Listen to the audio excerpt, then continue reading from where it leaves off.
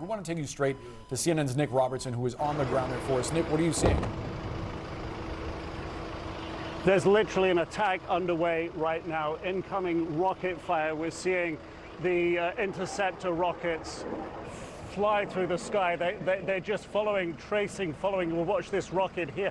Watch this interceptor there, just intercepting the sky above us here. There was a barrage of rockets coming from Gaza. We're just literally a couple of miles from the border, right at a shelter point, concrete shelter point here. But that barrage came in. You saw the interceptors fly up, waiting to see if there's an all clear sign at the moment. But this is what we're seeing here close to the border with Gaza. I think the rockets have finished for now, so we'll just step out of this bit of cover. We're okay that we've just been given an indication that it's all clear.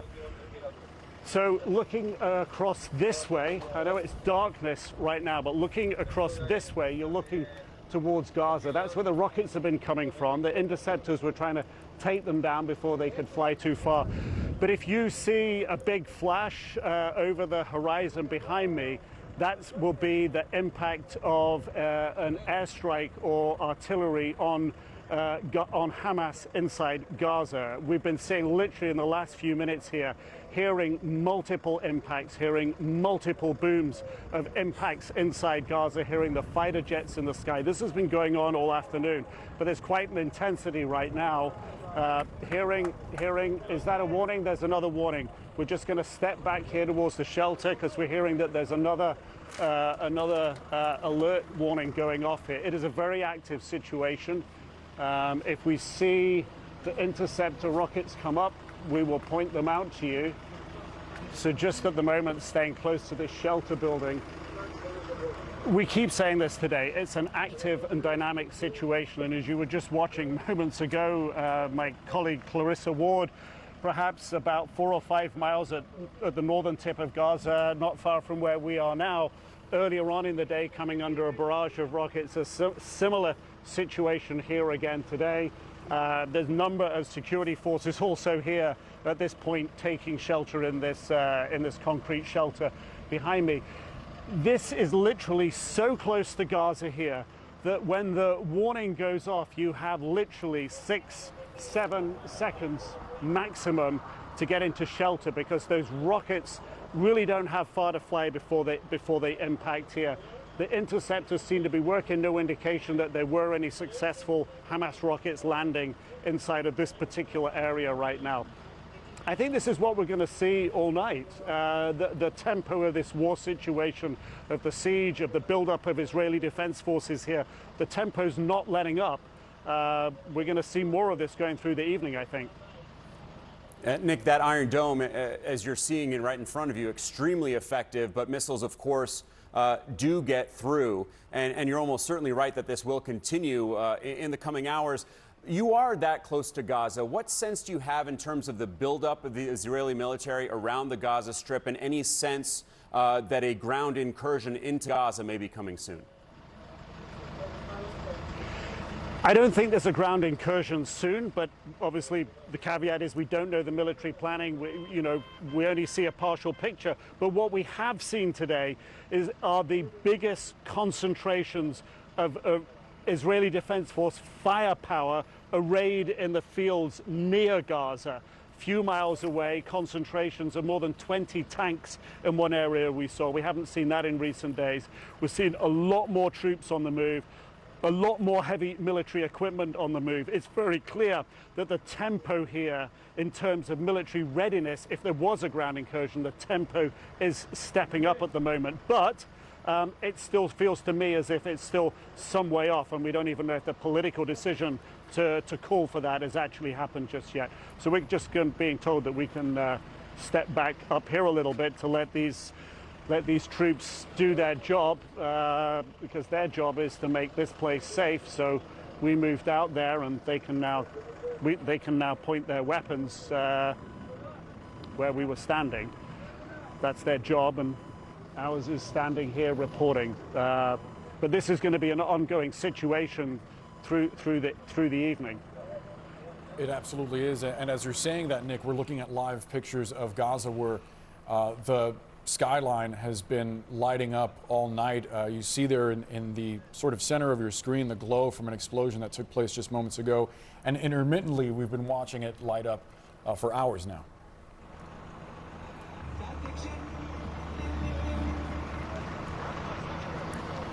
Yeah, that's what we're witnessing here. I just saw a flash on the horizon slightly to my south over in this direction in Gaza. It's fluid. You know, the strikes are going to come where the Israeli military think that they need to put them down. Not hearing fighter jets at the moment, but that doesn't mean anything because they can come back in seconds. The tempo of this, it's up, it's down. Every soldier will tell you this, that when you're so close to the conflict like this, there will be moments of calm that can feel like they stretch out, and then concentrations of activity, of adrenaline, of movement, of motion, of readiness, of those rockets coming in, these soldiers taking cover, us taking cover, then it drops away, you enter another lull, it'll cycle back up again. Yeah, and as you say, Nick, that tempo almost certainly going to continue into the evening as we watch that sky above Gaza glow, presumably from the ongoing airstrikes of Israeli jets firing into the Gaza Strip. Nick Robertson there in central Israel. We are very lucky to have you. We know that you will stay on top of this, and we'll come back to you as things arise.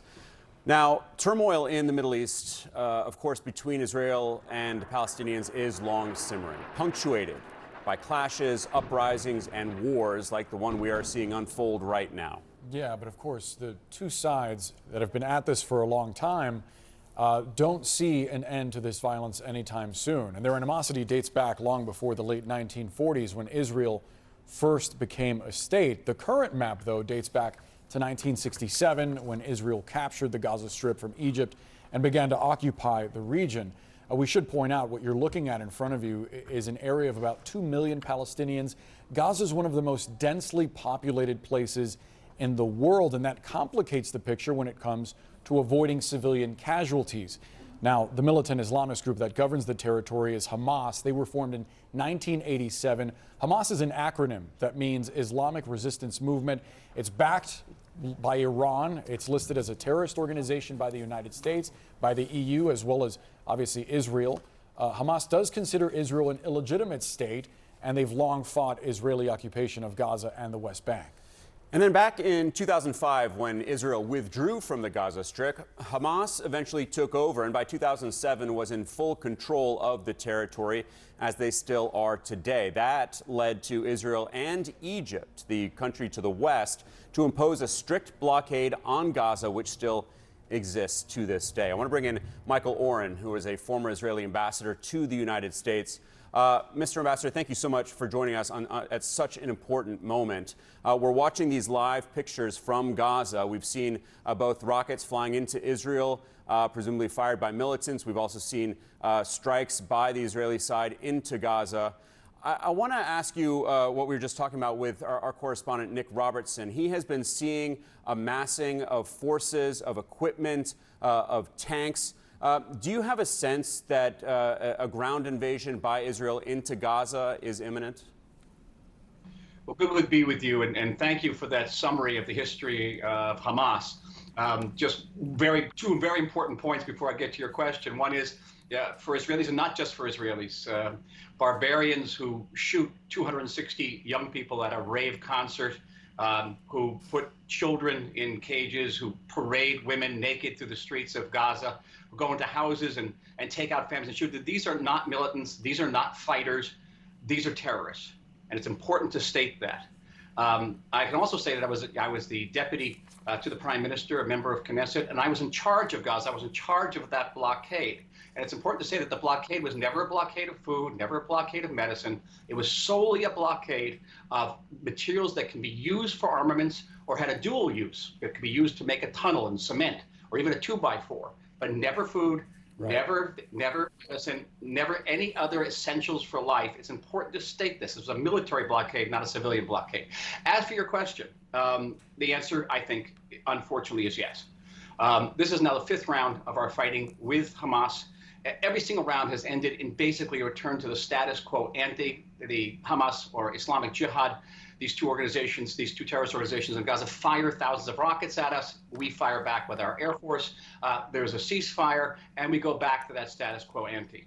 I think that is no longer possible, and I think, though I'm not a spokesman for the Israeli government, I think I do represent Israeli public opinion in saying that Israeli people are unwilling to go back to what was. We can never allow Hamas to attack us in this egregious, barbarous way again, and it will almost inescapably involve ground action, which will be very complicated, certainly because of the density of the population of Gaza, because of the fact that Gaza will not only Hamas will not only be using its own population, Palestinian population, as human shields, they'll be using our hostages as human shields.